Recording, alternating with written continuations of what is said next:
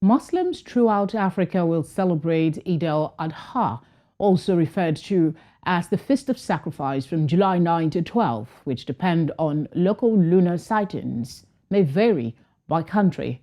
Government offices, private businesses, and financial institutions will likely close in areas with significant Muslim populations for at least 2 to 3 days for the observance.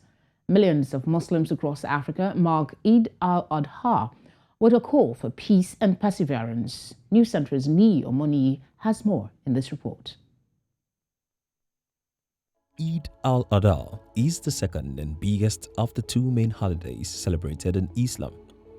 It honors the willingness of Ibrahim to sacrifice his son Ismail as an act of obedience to Allah's command. Every time Islam has taught us something, the idea is to improve on two things. One is your relationship with the one who made you, and two is your relationship with everything else that he has made. As simple as that. Same way Prophet Ibrahim made a great sacrifice and get rewarded by Allah subhanahu wa ta'ala, we're supposed also to learn and make sacrifices and look for things that we will do to ourselves, to our communities, to our societies, to our religion, to our people, make sacrifices so that we will make people better. The tradition for Eid al-Adha involves slaughtering an animal and sharing the meat in 3 equal parts for family, for relatives and friends, and for the poor. A ram that would normally cost 45,000 naira now costs about 200,000, and then you find people buying cows for 1.5 million naira, and that's really on the high side. So despite that, I mean, we just have to be thankful. To me, it's more of like a family thing because I get to see a lot of family members that I don't get to often see every year. So yeah, it's just a togetherness. Animal markets in Africa are teeming with livestock as Muslims set to mark the Feast of Sacrifice.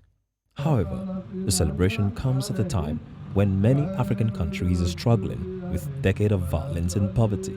We've seen so much improvement in our continent over the past couple of years before, unfortunately, the lockdown due to the COVID-19 pandemic came. And now the political impasse from Eastern Europe, that's the Russia-Ukraine war, further is causing more direct inflation in our continent. Now, before this, there was progress. Africans should trade with each other. We should look for homegrown solutions. These solutions will be sustainable because it is what is local to us. With that, most of our problems will surmount them. I expect that those people who are living in IDP camps or people who are not fortunate to celebrate as much as we are doing now will definitely get people to, extend their kindness to them.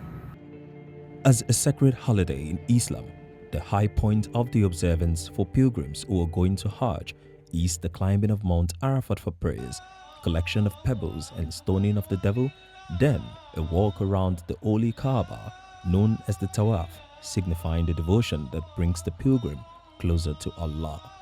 Niyi, Omoniyi, reporting for News Central.